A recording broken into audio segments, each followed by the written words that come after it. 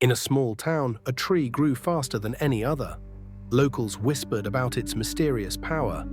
Every year, it added layers of cells, reaching for the sun. But something was odd. It grew overnight, towering over houses. Scientists were baffled.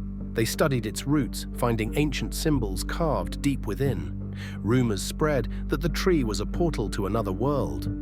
One night, a storm hit, and the tree vanished, leaving only a glowing seed. Was it magic or nature's secret?